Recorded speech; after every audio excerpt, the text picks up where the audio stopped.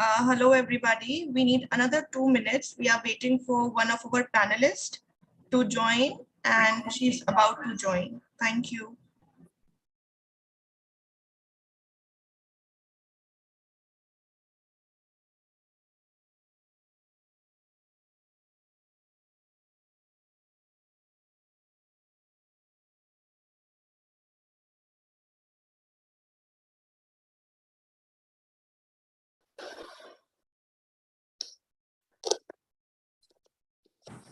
Hi, Miss Himani. Can we please check your video? Yeah, wait a minute.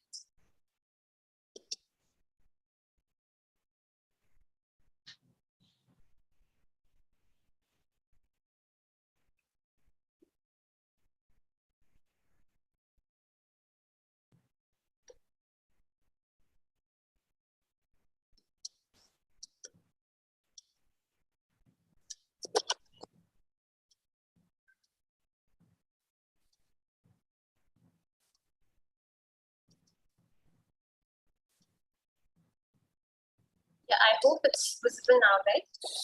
Yes. Okay. Good evening, everybody. Good evening, everyone. I hope you all are staying safe and keeping healthy. A very warm and humble welcome to the 92nd webinar series by Sharp on the Youth and Adolescent Health. My name is Aliza Hassan, and I will be moderating today's webinar with Sanika Gupta. So let's start with having a brief introduction about Sharp. Sharp stands for School Health Annual Report Program, working for over 22 years in the field of holistic development and healthcare of students and children.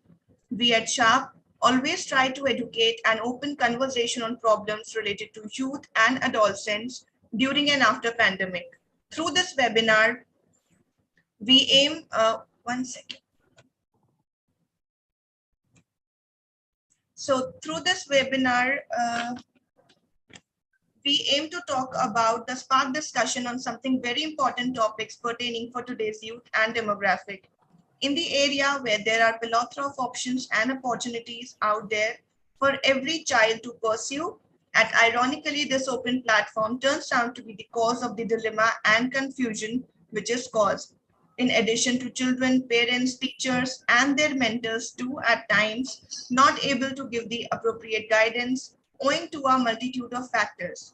So today we will be talking about hyperactiveness among children and adolescents. Hyperactivity is a common neurodevelopmental disorder that affects children and adolescents. Inattention, impulsivity, and restlessness are all linked to hyperactivity. ADHD, or attention deficit hyperactivity disorder, is a common manifestation of hyperactivity in children and adolescents. It's caused by brain differences that affect attention and behavior in a set ways. For example, people with ADHD are more easily distracted than people who don't have it.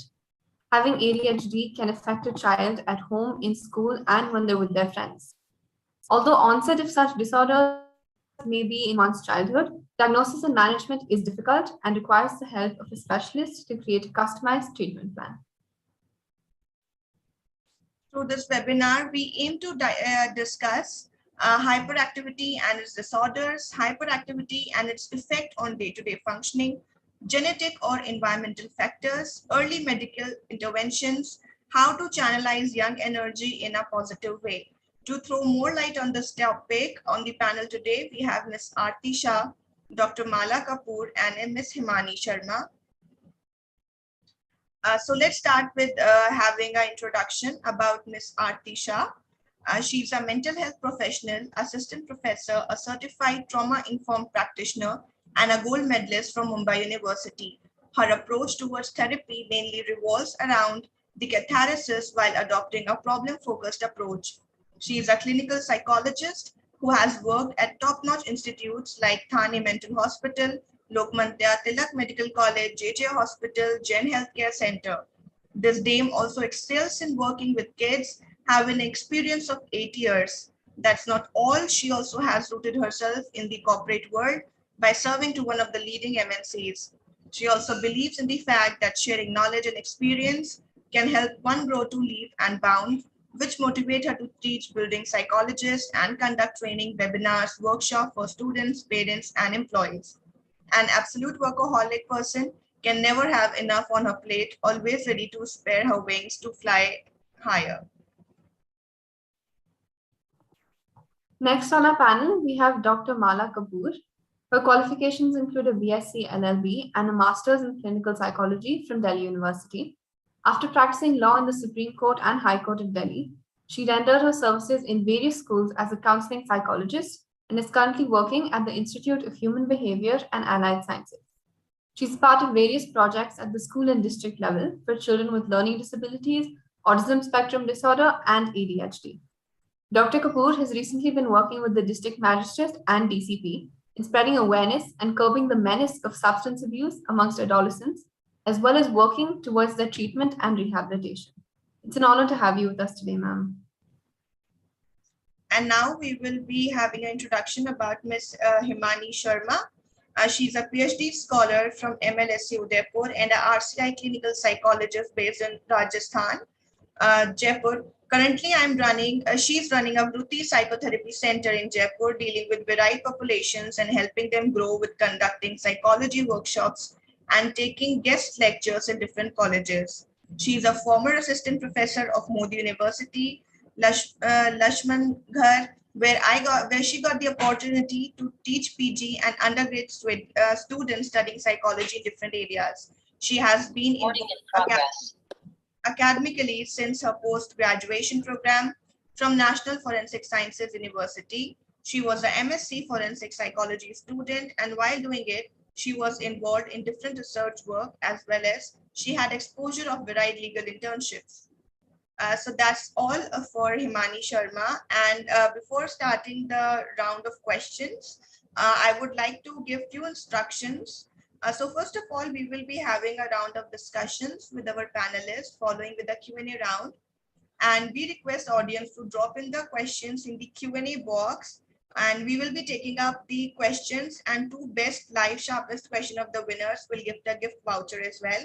Additionally, we request the audience not to fill the chat box with unnecessary messages, as we tend to miss out the important ones.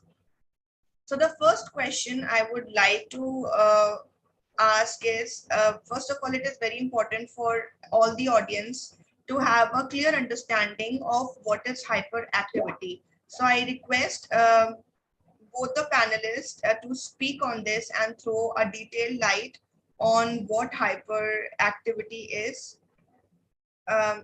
Ms. Himani, would you like to take this up?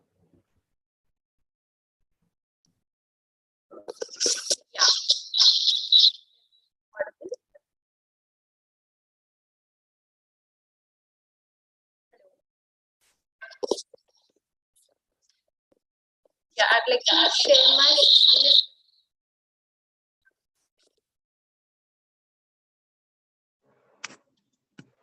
Okay, so basically when we talk about ADHD or hyperactive disorders, the very first thing which comes in our head is basically it is a neurodevelopmental disorder. It's not something that a person would get later on in their life. It is something which they are born with, just like some other sort of physical condition sometimes that people are born with.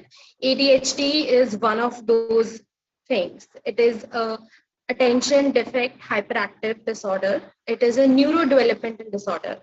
It starts from the very beginning where a person has birth, and it shows in their behavior eventually. When we talk about ADHD, the very first thing that you would see in a person would be their inattentiveness, their inability to sit at one place. They will not be able to concentrate on anything. It becomes very difficult for them to even hold a conversation for a longer time. They're not able to follow through any instructions that you might be giving to them. You might be feeling with your child that the child is careless. I asked the child to bring me a cup of water. And the child went into the kitchen and he started playing with something else that he found in the kitchen. That is their level of hyperactivity which is involved with.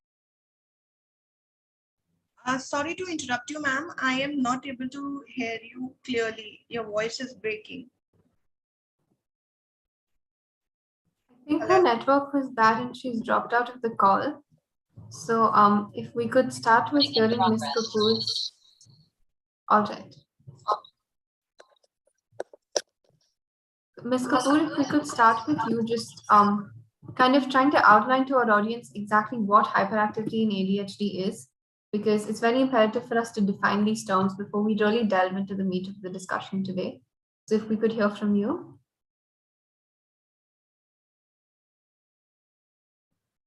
You went on mute, Sanika. I'm sorry, can you hear me? All right. So Ms. Sharma, if your net is back up, if we could hear from you. Okay, let me pitch in. Myself, Dr. Mala Kapoor, I'm from IBAS, and not wasting time of the audience, the very valuable time, let me start with it. First of all, before initiating with this webinar, we must know what is ADHD. We talk about ADHD, it's like whenever a child is fidgety, when a child is restless, we used to say, usko to ADHD ho gaya hai. Is it really that common? Is it really that common? Yes, it is. Like 4 in 10, 4 out of 10 children in India are affected by ADHD. What is ADHD? Is attention deficit hyperactivity disorder. Initially, before 1990, we used to say that this particular disorder is of various kinds. There must be 6 different kinds of ADHD. But after 1990, we have come to the conclusion that yes, it could be only of 3 types. Firstly, it is inattention, when the child is not able to put attention or concentration on one particular subject or thing for a longer time. For example, I might be able to concentrate myself on a given lecture for let's say 15 minutes. But a child who is suffering from ADHD, that means attention deficit hyperactivity disorder, won't be able to put attention for maybe more than 5 minutes or 6 minutes, or that may be even higher. So sometimes even this much or even lesser attention span will be there. So this is the first kind of problem which the children or the adolescent having ADHD suffers from. Second thing is, first is inattention, second thing is hyperactivity. Whenever a child or an adolescent is suffering from this particular disorder, that particular person could not wait for his or her turn. They're very they're very impulsive. They're very impulsive in reaction. They're very impulsive in their emotions. They cannot wait for their turns. Like, I want it immediately. Whatever is, they will not wait. If a teacher is asking some questions and they know the answer, they will not wait to raise the hand and to wait. Let the ma'am ask, okay, you better come, stand up and answer. They'll just jump it to answer the query. So impulsivity is the second aspect of this particular disorder, that is ADHD. And third type is a mixed type of both the disorders. So where a child is both inattentive and impulsive. And this is the most common thing which we used to find, especially in younger children. Like Miss Himani just said that ADHD is something which you don't have it during it's not a progressive sort of a thing. Initially you have it and then it is progressing. ऐसा नहीं है कि आपको नहीं है बचपन में and suddenly आपको young age में adolescent में it has started. But yes, the best part is if you have ADHD during your primary years, then by the time you attain puberty or by the time you are achieve your adolescence, it comes down, it calms down. So this is the beauty of this particular disorder. I must say that it initially in like when the child is in first class, second class, it starts. They started showing symptoms of having ADHD, and by the time they attain puberty, it slows down, and by the time they attain adulthood, it is usually over. But in case it is still persisting, it is still continuing, that means that particular disorder requires medication, requires intervention by a medical health expert, and so you can approach to a psychiatrist or a counselor or to a behavioral therapist, whomsoever you come across. Any questions regarding this? Thank you so much, ma'am, for that. I think that was a very comprehensive explanation of exactly what ADHD is. So you said that it can start very young in childhood itself, right? These attention deficit disorders. So I wanted to ask you, what exactly is the cause of this? Is it genetic, or what exactly causes these attention disorders in young children? Okay. As far as researchers are concerned, whatever research we are able to do in this particular field, it is basically genetics. Environmental factors has a role to play, but not as big as the genetics. Yes, if the parents are cool, they are able, the parenting, the sibling, the peer pressure, they all play a very important role. But as I've already said that the signs and symptoms of ADHD shows in very young age. It basically starts with the genetics. Yes, with proper guidance, with proper parenting, with proper counseling of peer group, we can reduce it to a minimal. But yes, it starts with the age. All right, ma'am. Having said that about the symptoms, so how can in a day-to-day life we can just consider the symptoms and pick the symptoms out that this could be the cause of like hyperactivity. For example, a student, parents at home or teachers, how can they pick out that a person, like a student or a child, could be a patient of hyperactivity? Okay, perfect. Like I've already said that I've been a counselor in a school.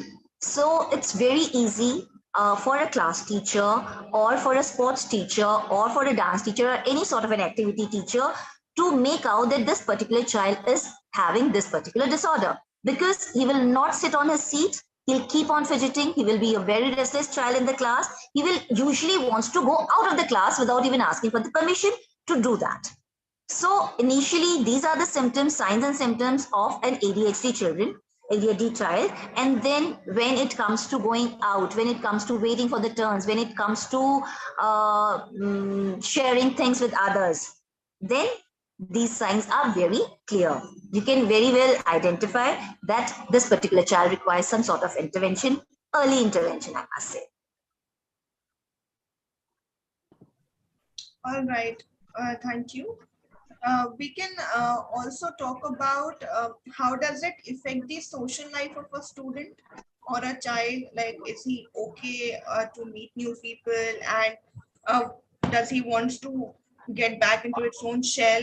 How can we just, how does it affect the social life of a student or adolescent or a child? Okay.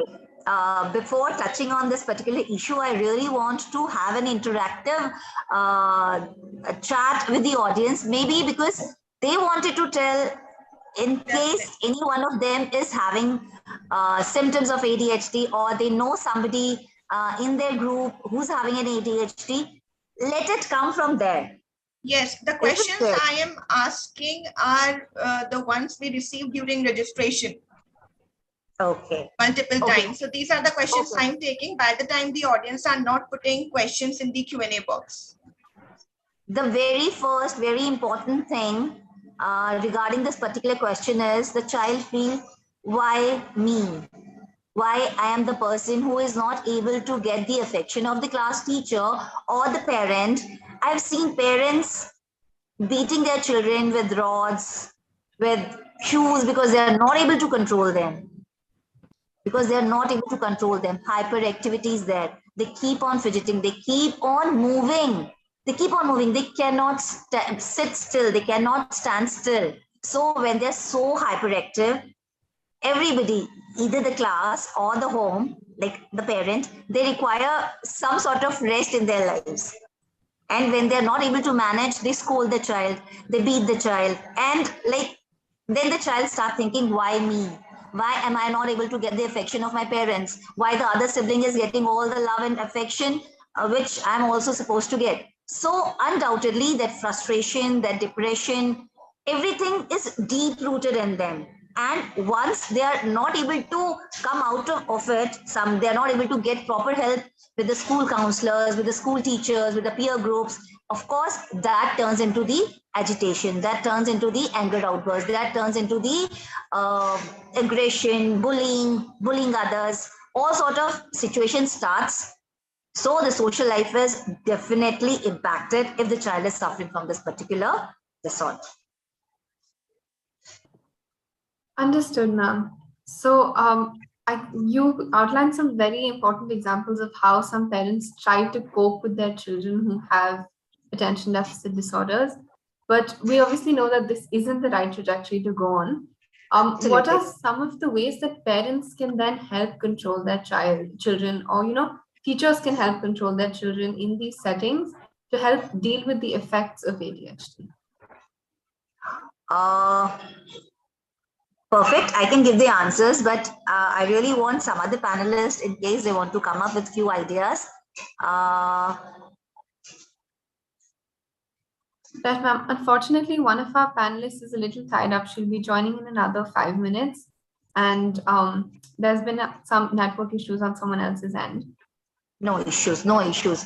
Okay. So, like, I really have no idea what kind of audience I'm having right now. But in case they're having little knowledge about psychology, little knowledge about like dealing with the children or the adolescent, then they must be knowing the concepts of positive reinforcement and negative reinforcements. So, a child, like, because as I've said, it starts in the early age, like when the child is in class second, third, fourth, the signs and symptoms start showing that time. That is the right time when you can mold the behavior of the child by using positive reinforcement. Like if the child is doing something good, where you know that you have asked him to do something and the child is able to do that particular thing, what you have asked, then giving him some sort of reward. That is a positive reinforcement, which you can try with the child. Like giving stars. We used to give stars on hands. We used to give stars on charts. Like this is the class chart and I'm giving you this thing. Similarly, a negative reinforcement. Whenever a child is not doing something which is socially acceptable, which is not right, which is not as per the rules which you have laid down, then of course, rather than giving thrashing or beating or using hard words, use negative reinforcement, giving a black star, so that a timeout sort of a thing, like today you are not going to have this meal for yourself. I have planned for rajma chawal for you, but today you are not going to get this rajma chawal. And if you think that yes, I mean positive reinforcement, even in this small thing, having rajma chawal at lunch or dinner, this will act as their motivation to do good or bad. Not exactly कि हाँ दो आपको पूरा दिन बाहर रख दिया हमने क्लास में से पूरे पीरियड के लिए you are out of the classroom. Not hard, but yes, a minimal sort of punishment and reward whenever it is required. Definitely. Dr. Himani, this question is for you. What can be the role of teachers and parents with a child suffering from hyperactiveness?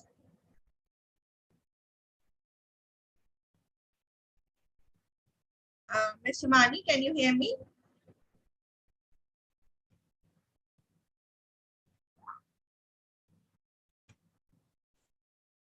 All right. Ma'am, would you like to answer this, Dr. Mala? Sure. Just I said that role of parents and teachers are really important when you have to shape the behavior of the child suffering from ADHD. First of all, the key word is sympathy and empathy.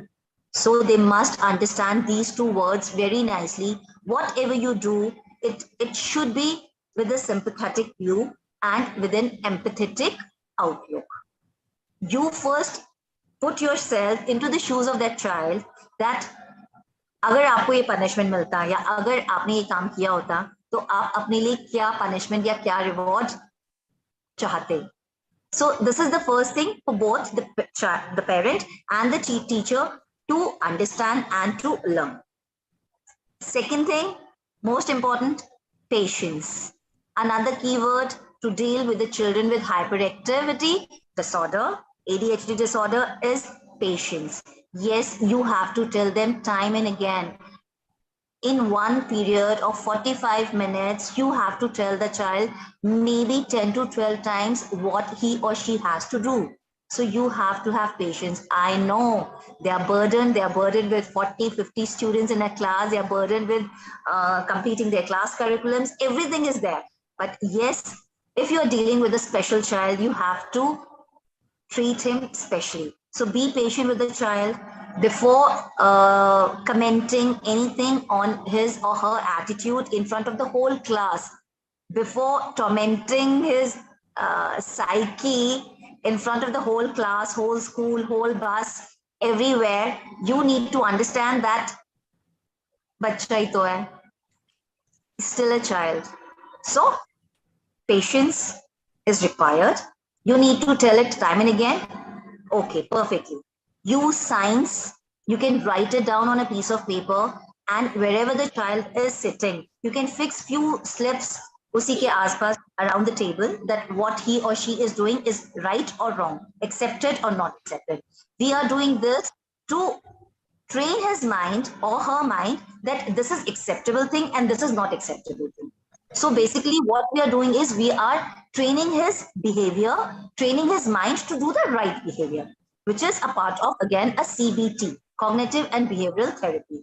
Whenever you think that the child is distracted, you can just take a walk in the classroom and just tap on his or her table. Like, you are distracted, come back again. I am here, I am teaching you. Very soft cues they can use while delivering the lecture, when the child is delivering when the teacher is delivering the lecture, and he or she thinks that the child is not able to put his or her attention, then what she can do is she can ask questions to the child sitting nearby, not exactly to him, to make that child suffer, not to make that child suffer, but to again make him come back to the lesson itself. So asking the question from the nearby colleague or the peer, rather than asking the question to her. Very basic, very few tips the teacher can put in mind, and you can see very good results with the child. Absolutely, ma'am. Thank you so much for that. I think you brought out a very important point because kids who are publicly shamed for any disorder, it's never going to help them in any capacity. Absolutely. We do have a lot of teachers on the webinar here today, so thank you so much for highlighting that. Speaking of which, we have a teacher who wants to ask a question. That's Miss Isha Gupta. If you could please unmute and ask your question. Hello, Dr. Mala. I'm a class teacher of nursery class, and I'm dealing with a child who is 3 years old. And he is actually showing symptoms of ADHD. The main problem that I'm facing when handling this child, along with my other children, is that he's not ready to sit at one place, even after, uh, you know, polite reminders, asking him to sit at one place on his chair. Within 2 seconds, you take your eyes off him and he'll start roaming in the class, climbing on the chairs, maybe pulling children, pushing them, making them fall, hurting them. So, how do you think that as a teacher, I should cope with him?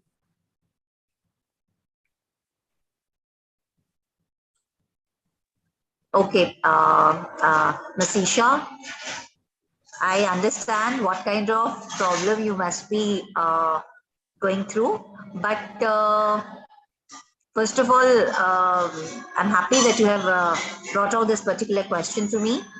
First of all, let me ask you what kind of relationship you are having with the child. Is the child able to trust you? Is the child able to bring out queries to you? Is a child, whenever the child feels like, does the child Ma'am, feel belongs to you? child doesn't speak much. He has speech issues. So he cannot speak much, but whatever 2 or 3 words he can speak. Maybe if he wants to have water, he wants to eat food. If we are serving them meals, and if the food on his plate is finished, then he'll come and tell me, "Okay, ma'am, I want more food," or maybe give food. Just two simple words: give food. Yeah, maybe he says in Hindi, "Khana de do." So these are very simple words. that he communicates to me. Apart from that, if you talk about any other form of communication, maybe he can understand my instructions well. If I ask him, Shivai, sit down, he will sit down. If I ask him, Shivai, pick up the pencil and start tracing, he'll do that maybe for a few seconds, and within few seconds he'll again get distracted, and he will start disturbing other children. Okay. Okay, Isha ma'am, first of all, I hope you better understand this particular thing, that the child is having another comorbidity with this particular disorder. First Okay, of all, ma'am. he's ADHD, and secondly, he's Yes, not able ma'am. to speak. Maybe ADHD is due to this particular problem he's facing, that he's not able to like speak for his own self. He's not able Yes. to give words to whatever he feels he wants. He wants others to do with them. That might be the reason for his ADHD. So first of all, what you can do is make a rapport with him. Let him do what he wants to do with a little support of either the peer group, or with your assistant teacher, or with your helper, whosoever is there with you in your class. If he wants to go out, give him break after every 10 to 15 minutes, a valid legal break, so that the child knows that yes, I'm not being scolded every time whenever I'm doing this. After every 10 minutes, I will be going out, or I will be fidgeting, or I will be talking with my friends, or moving with my friends, and he will wait till that time. So what we are doing is we are increasing the attention concentration period with the child. With this, he'll definitely start sitting with longer period of time. First thing which is required, because the child is in nursery, बहुत नया आप लोगों का bonding होगा, तो start having a rapport with the child. I'm sure the moment he'll start trusting you, he'll start telling you everything, even by gestures or by words, things will be sorted out. Okay, thank you so much, ma'am. Thank you. Okay. Okay, I will be taking up next question from Raisa Kandhari. Please unmute yourself and tell us where you're speaking from, and followed by the question. Good afternoon, everybody. Raisa this side from EPJ Faridabad. Ma'am, I have the same query that ma'am has just stated. It's just the child is a little elder. He's in grade 8. So we would like to get insight about the psychology of the child, and plus how should we deal with it. Okay, very good afternoon, ma'am. Just let me know whether your school have a counselor, a designated counselor for the adolescents for this particular age group. Yes, ma'am. Okay. Have you ever consulted the child with the counselor of your school? Ma'am, I need to check that. I have not personally talked about him. Okay. Maybe the first thing you should do is ask the counselor to have a one-to-one conversation with the child, because as the child is a little elder, that means the ADHD symptoms are still persisting, which might change into ADD. That is again a conduct disorder. Is the child like hitting and bullying a lot? At times, ma'am. At times. Okay, that means his ADHD issues are not being addressed properly in the school or by the parents. I'm sure that the school counselor must be knowing about the child.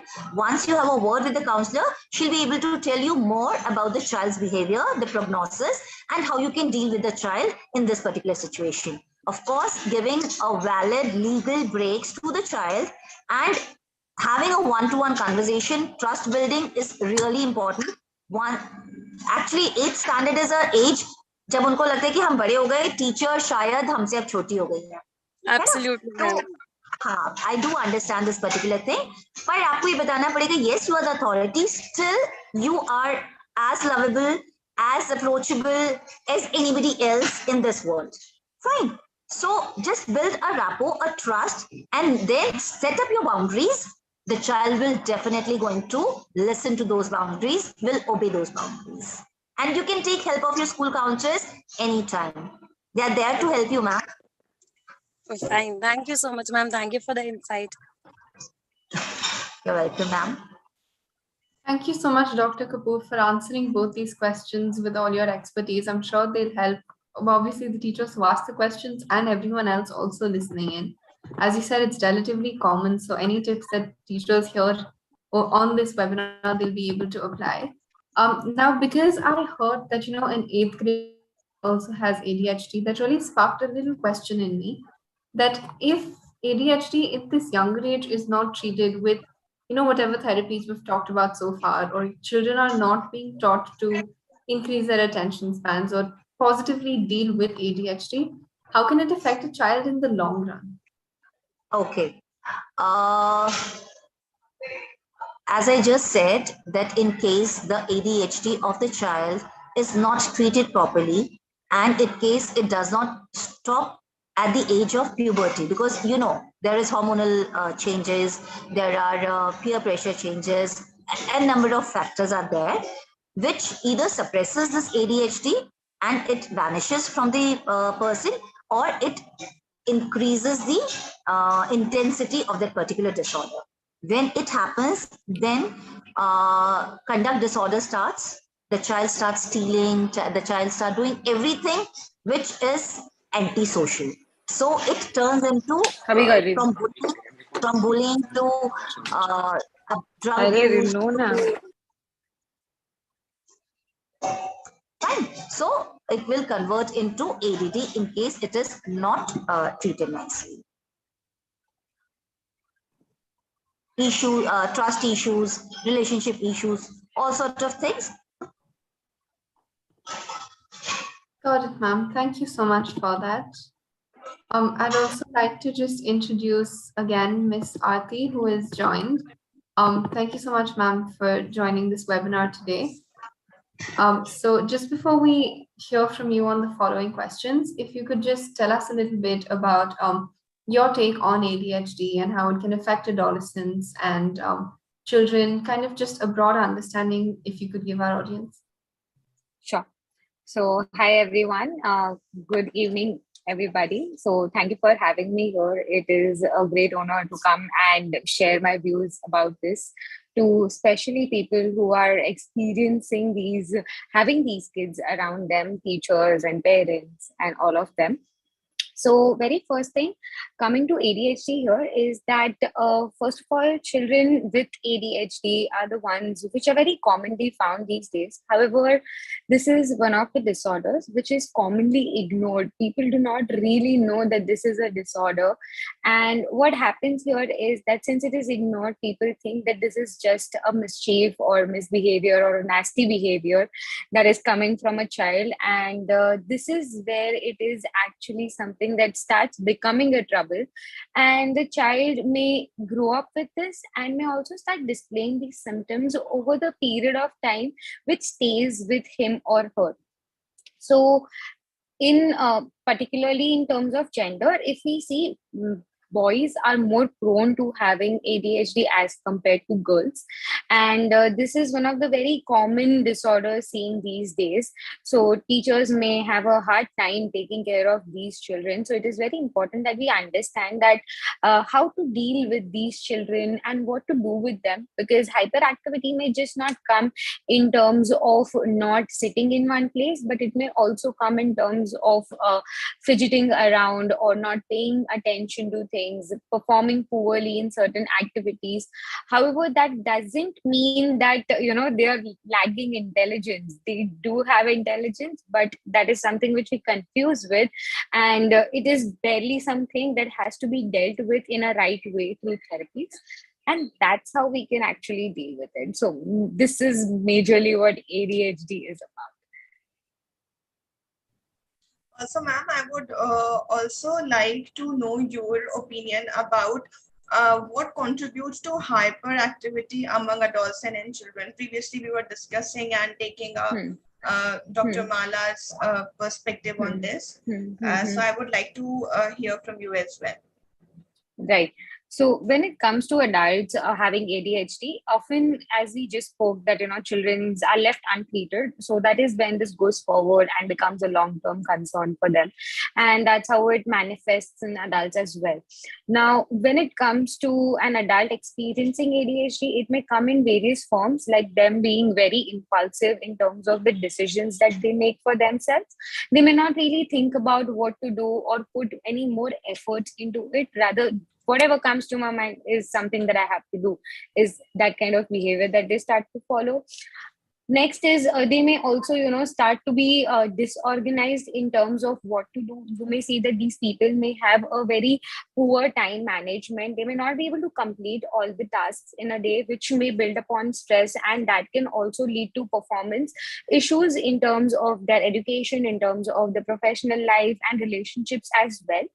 Not only this, but these people are specifically the ones which you may see as being very restless. They may always be fidgeting with something or the other. They may also have troubled emotions. This is one of the parts which we do not often see.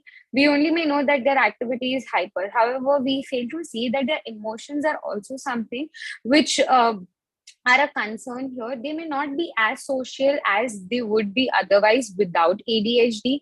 We may see they may have frequent mood swings. They may also have difficulty in maintaining their temper. They may frequently lose their cool, and they also may not be able to express it. So all of these skills, social skills, communication skills, are something they also suffer along with them.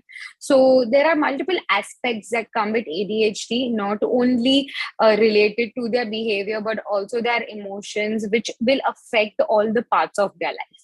So that is how adults experience ADHD. Wonderful, ma'am. In addition to this, ma'am, one more question is coming up from audience, as you said, that why boys are more prone to ADHD? So this is something which is seen over the period of time. That is, as research has been, there are constant researches which go on, and there have been multiple researches done on males as well as on females, and it is observed that guys as compared to girls, that is boys, they may often be the ones who have been experiencing it. So there is no particular trace to it that this is the reason why boys have it. But if we see as a consensus here, then yes, it is the boys as compared to the girls. They are seen as being more hyperactive. Now, one thing in addition, not particularly to the gender here, but it is often seen that these children who have ADHD, they often have parents who have had these kind of symptoms when they were younger, or their relatives, or someone someone very close to them into their blood relations. So that can be one of the indicators for the parents to track and immediately work upon as soon as they may see the child exhibiting even little bit of behaviors. That's the great time to actually start working on it than doing it later when the symptoms have aggravated. Thank you so much for that, ma'am. Now, something that I think we discussed slightly earlier, we heard about a case of an 8th grader facing ADHD, and then we also talked about adults having similar symptoms. So we've already kind of touched upon what parents and teachers can do to help these children. And I'd like to open this question up to the panel. How can peers help, if an adolescent is in like a higher grade in high school is facing ADHD? What kind of behaviors should their peers exhibit? Because a lot of reinforcement for a child comes from their peer groups. So how do we kind of, what do we say to peers of children who may be facing ADHD? So Ms. Aarti, if we could hear from you first, and then we can move to Ms. Kapoor. Okay, sure. So when it comes to peers, yes, peers can be, they can be put up in a setting where communication, interaction is something which is prioritized with inclusion of these children as well. Maybe they may not be able to come with a full-fledged conversation, but yes, in a way where there can be turn takings, there can be organized play with them so that they can all take chances and play, and there can be a moderator who moderates all of this so that it doesn't go haywire. However, expressing or labeling the child that this child is having ADHD and everyone needs to get along with this may not be a very great idea, because children, we can't expect them to be non-judgmental. They may be judgmental, and they may start sidelining them or call names and may bully. It can be in any way that it can come to them. So what practices can happen here is that to be able to put them into settings where they will be allowed to express equally as well well as others also do the same, maybe on a minute level, if not at a very wider level. So small groups of threes, then it can go to four, and eventually and gradually you can go on increasing them. So yes, peers do play a very important role here, and putting up such kind of settings may help them. Dr. Kapoor, would you like to add on this? Definitely, but with a little bit of difference, because I have worked with ADHD children with this particular age group of class 6 to 9, and I know when 3 or more students with ADHD meet, then there is a blast.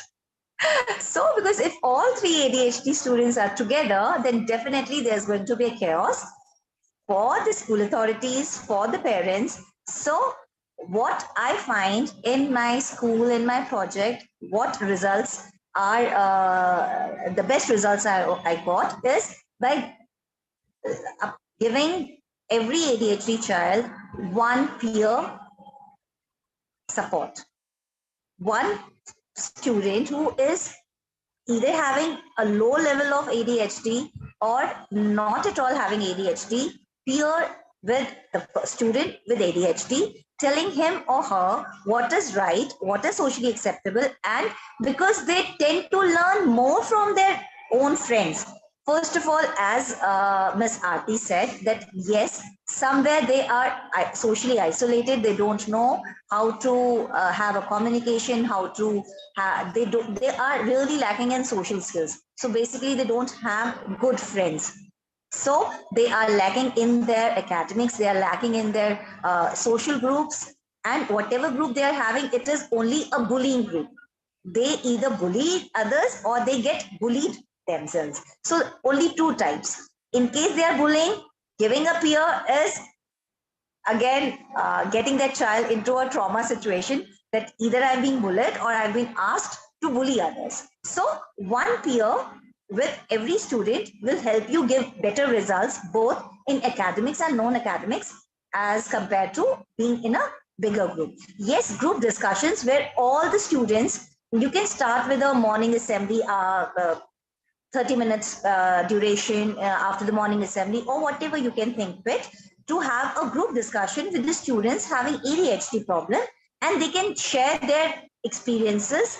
Their like sometimes they come out with the problems they are facing. Sometimes they come up with the problem that yes, they did something and now they're realizing that what they have done is not right. And through storytelling, through lectures, through drama, you can teach what is socially acceptable. You can give your thoughts, your views over what is socially acceptable in school and house, everywhere. That will be a better. All right, ma'am. Also, another question coming up from our audience. Which assessment tool is most commonly used in schools for ADHD, for identifying this problem? Miss Aarti, would you like to take this up?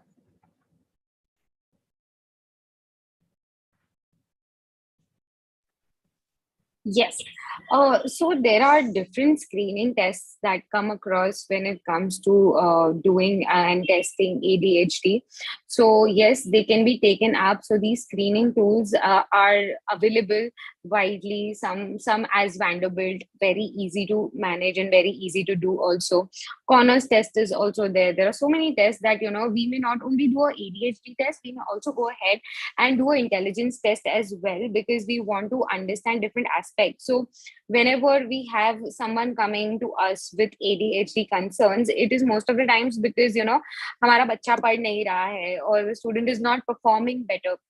So whenever there are these mentions here, people do often go and start finding out reasons why the child is not able to do so. So yes, ADHD is something which comes up in different ways when they go for different concerns to be evaluated. So yes, that is something that I would like to add here. I think Dr. Mala would be able to do more to it. Understood, ma'am. Thank you. Ms. Kapoor, would you like to please add to this as well? Honestly, with ADHD students, with ADHD children, you don't need any screening test. Definitely, we go for, like, if you want to give test, give documented sort of a thing to the authorities stating that ADHD is present there. Of course, we go for corners only. But ADHD does not provide you any sort of leniency either in board exams or in any other exams. So getting it screened or getting it tested, going to the uh, intervention centers, to uh, recognized institutions for getting it screened, I don't think so it is going to give any positivity either to the child or to the school authorities or to the parents. Rather than naming it, we need to focus on how to correct it, how to go for the CBT, how to go for the behavior modification things, and how to go for a better child rather than getting it documented that this particular child is suffering from ADHD. So true. Right. Thank you. Wonderfully explained. Ma'am, another question. What can be the consequences if ADHD is left untreated?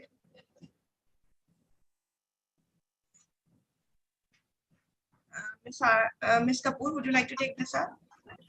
As I've already said, like what I've told you is the height. Like if it is absolutely untreated by, like when the child is in 8th standard or in 9th standard, that time you come to know whether ADHD has stopped affecting the child or ADHD is still there. Looking at his own behavior, looking at the behavior of the child, and definitely Ms. Aarti has very rightly said that it shows in his academics, it shows in his behavior, his IPRs, his interpersonal relationship, everything. Like you can see that the child is being affected by this particular disorder. That time it is right for the child to go for medical intervention. We can start with the medication, we can start with the therapies like CBT therapy, behavioral therapy, all those therapies we can start with. And in case the child is not able to get cured, then definitely the child are the ones who will go into addiction, they will go into trust issues, all those conduct disorders will be present in that particular child. So ADHD will turn into ADD, which is going to affect that particular children's adult. Trust issues, family issues, multiple affairs, disloyalty, all these things will happen in their lives. Non-stability of job. Thank you so much for that, ma'am. We have a very important question now that we've talked about the role of students and teachers and how it can be dealt with in school. We have a question from Anju Mishra that I would like to take up. So if you could please unmute and ask our panel your question.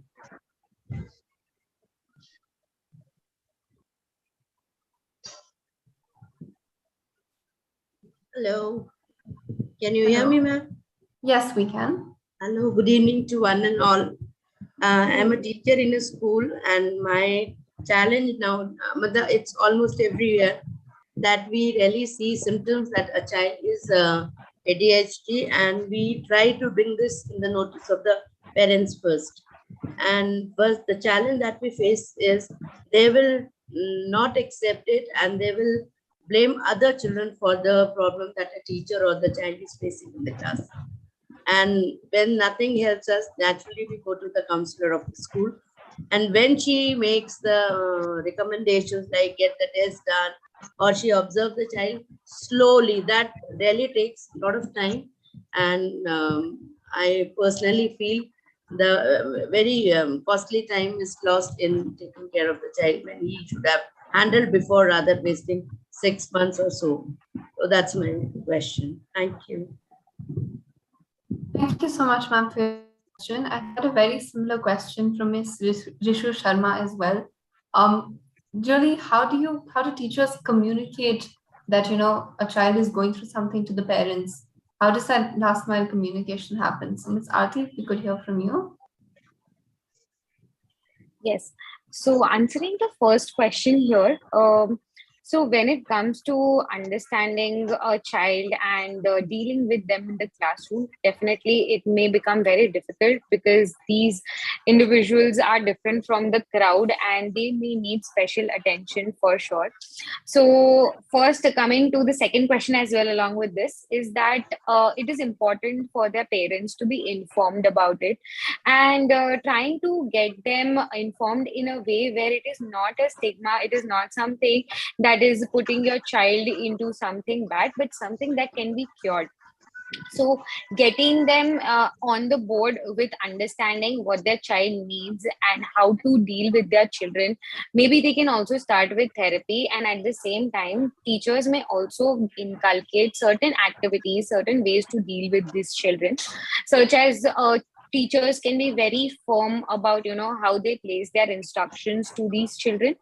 Apart from that, since there's a lot of energy that's coming in from these children, what they can do is they can let them be fidgety in the start for themselves, so that the energy is redirected at a place after which they may eventually start being coming into the acts that they are supposed to be doing, like the homework that they are supposed to be doing, or maybe listen to the teacher. So first, the teacher's role here is to understand the child that this is not a problem, rather it is something that the child is dealing with. So it is something the teacher can also help them to deal with, maybe by giving them proper instructions that how to do, what are they supposed to do, understanding them not as a mischief and rather more of a child who can be helped at this point. Up to them, they can also take give them small tasks to do, because they may not be able to sustain attention over a long period of time. So these children can be, first of all, they can be seated on the first bench so that the immediate attention of the teacher can be on the child, and the child is also attentive, so there is a little lack of distraction that goes in there. Of course, we may not be able to do it completely from their mind, but yes, the physical ones is something that we can control over.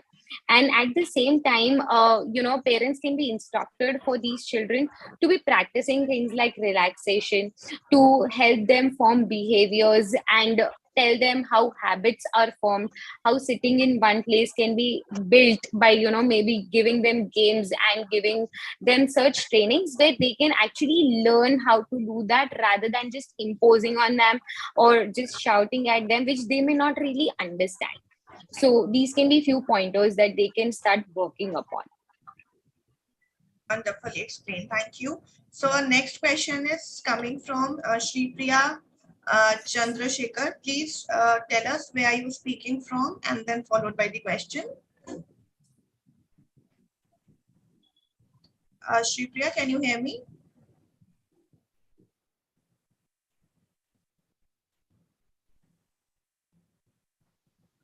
All right. So let me read her question out. So role of parents and siblings in handling ADHD children, how can they help them at home? Should they monitor everyday improvement of such children?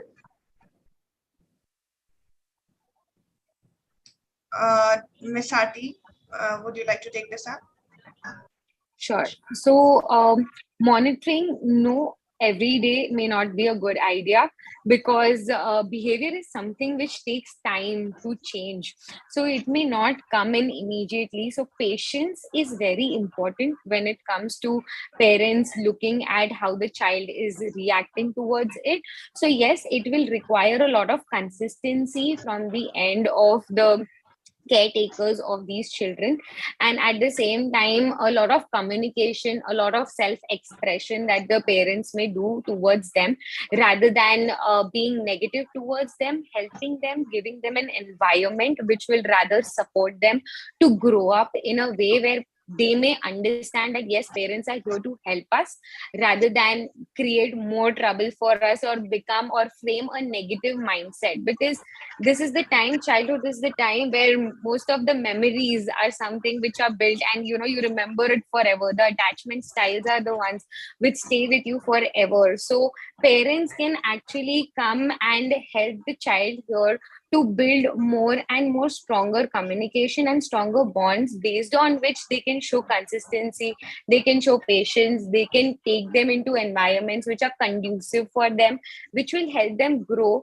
and not belittle them or scold them or hit them, because these are the behaviors which will not let the child understand that this is a wrong behavior, but they may go on repeating it, thinking that since my parents are doing it, this is the right thing to do.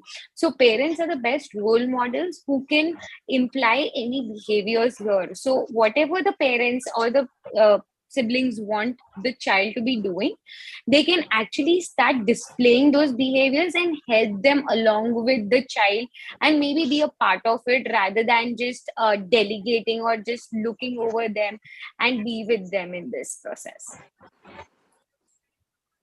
Absolutely. Thank you so much, ma'am, for that. Dr. Kapoor, is there anything you would like to add to this question? Whatever she said, I absolutely agree with it. Definitely, developing a bond is very important at this particular age. You should imitate right sort of behavior, because the child learns by behavior, not by lectures. So rather than lecturing time and again, keep on nagging them, do this, don't do that. Show this is the right behavior. Whenever the child is doing wrong, tell him that we are scolding you because you have done this thing wrong. Whenever the child has done something good, give a positive reinforcement. Okay, because आपने आज ये काम अच्छा किया, इसलिए मैं आपको रात को वॉक पे लेके जाऊंगा, या आज आपको एक आइसक्रीम खिलाऊंगा. Very small little things, not big huge ones. So the child is able to understand this is the right sort of behavior. This is what I have to do in future as well, and be motivated that the child will understand. You don't have to lose hope. This is for the parents, for the siblings, that yes, the child is having some sort of disorder, but we know that we are having some eye disorder. I'm extremely sorry I'm taking up this particular example, but once you are start using the specs, you're absolutely normal.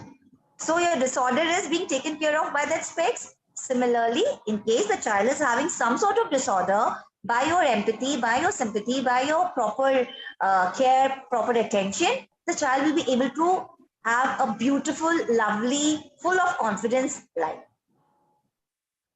Absolutely, ma'am. Thank you so much for that. And thank you for like equating it to a simpler example. So it really puts everything in context. The last question that I would like to take up for today, and I'd like to start with Ms. Kapoor on this. I'm assuming this is from a teacher. Unfortunately, the person who's asked the question has chosen to keep themselves anonymous. But they've said, how can you develop an individual education program for a child with ADHD? So maybe if you could hint at some pointers that teachers could use, or, if a child's being homeschooled. First of all, I want to say that ADHD students does not require different sort of learning. They don't require special programs, special learning programs. This is for students who are having learning disability. Initially also, I have told you that having ADHD does not give you any sort of relaxation, either in your examinations, in your board examinations, or even in your school examination, whatever is being admitted by the Board of Education. So having separate sort of curriculum will not help the child. It is the behavior which is being affected. It is due to the behavior the child is not able to perform nicely in their academics. They are very intelligent people. They are more creative than the normal people. So rather than having a separate syllabus or separate sort of curriculum or individualized curriculum, you should go for having his behavior checked. Put emphasis more on having a right sort of behavior approach in case the child is having some sort of examination anxiety, or the child is not able to have concentration, good concentration. Go for some exercises which improves the concentration of the child. Peer tutoring is one of the, just the way you have suggested. Ask a student to be a peer tutor, a child who is good in academics, who is a little patient. You can find one amongst your own class, and you can assign that particular duty for that particular ADHD child. Definitely, बच्चों की अपनी भाषा में बात करने से बच्चों को ज्यादा समझ में आता है हमारी या टीचर्स की बात करने से ज्यादा. So I don't think so that having a separate curriculum is a good idea at all. Not recognized even by the Director of Education or by the boards. Thank you so much, ma'am, for that. I think that's very important pointer considering that we have so many teachers in that, ADHD does not affect intellectual ability. I think we've heard it from both our panelists today. And I definitely think that's one key takeaway. Overall, I think from the very beginning where we started to just try to define what ADHD is, to in an hour span, really understanding exactly how it can manifest and how peers and teachers and parents and all these stakeholders can really help a child with ADHD. I feel it's been a very fruitful conversation and has definitely enlightened our audience in this respect. So thank you so much to our panelists for contributing to this discussion. Before we leave, I would like to ask our panelists for just some final closing comments. Anything you would like to tell teachers and parents or even people who are facing ADHD themselves. So Ms. Aarti, if we could start with you. Yes. So I would just like to close on the note that ADHD is not something that is not curable. So you can definitely deal with it, and labeling is not something that would help us in any way. So coming from anyone, it can be something that we can look at as someone who can be helped, but rather not seeing as someone who is different from the crowd, because these adults and children are seen as being different, and that's why they're treated differently. And of course, if you're treated differently, then your behaviors will also be something which may not go in line with normal people. So it is a amplifying effect which goes on rippling itself. So it is important that we do not look at it like that. Rather, let's work upon how to deal with it than just claiming it like it is a problem. So let's look at it as an inclusion rather than an exclusion, and it is definitely something we can deal with. So all the best, everyone, and please feel free to read up on this. This is something which is very widely talked about and researched upon. So yes, you can always have resources. If not, we can go to the school counselors, refer to them, understand from them, or refer the kids to them as well, or take therapies outside. So it is not a stigma. It is something that can be dealt with, and you can help your child save your future if you deal with it at a very early age. So thank you so much. Thank you so much, Ms. Aarti, for that. Dr. Kapoor. Okay. On a lighter note, for the teachers, it's only 1 year. You have to deal with the child only for 1 year. So bear with it, enjoy it. I'm telling you, later in the life, you will see, oh, this is the child. मैंने इसको पढ़ाया था. Now he's at some level. They are very creative. They are very intelligent. The only things they don't know how to behave. That's it. You only have to deal with 1 year. Be patient, enjoy the time, fine? And help is not far away. Just look for the help. For all the parents, if you're not able to cope up with the situation, madad dur nahi hai.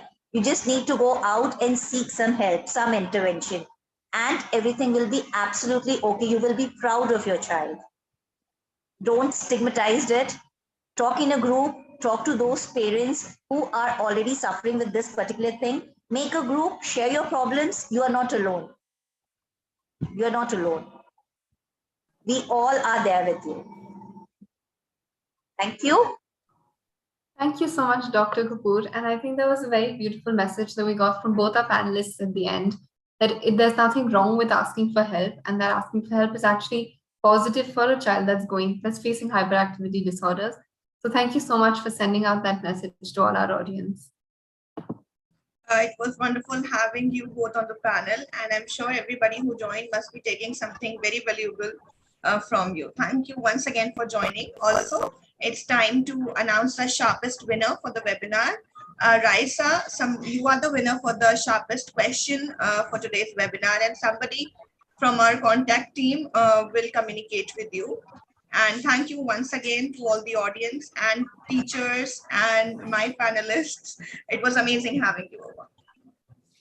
Thank you. Thank you for hosting so beautifully this wonderful session. I enjoyed it thoroughly. Thank you. Thank you, Sanika, and thank you, ma'am. Thank you Thank everybody. you so much. Thank you so much. everybody. It was great Also, interacting here.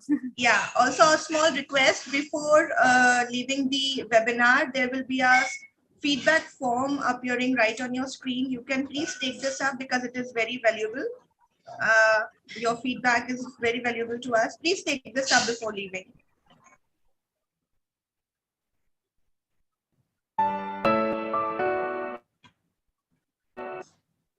And thank you once again for attending today's webinar.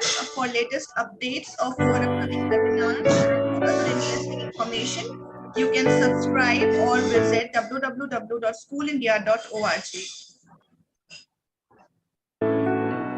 Sharp NGO conducts free mental health awareness sessions for school students pan-India. To register your school, visit our website www.schoolindia.org. Also, we will be posting the link in the chat box.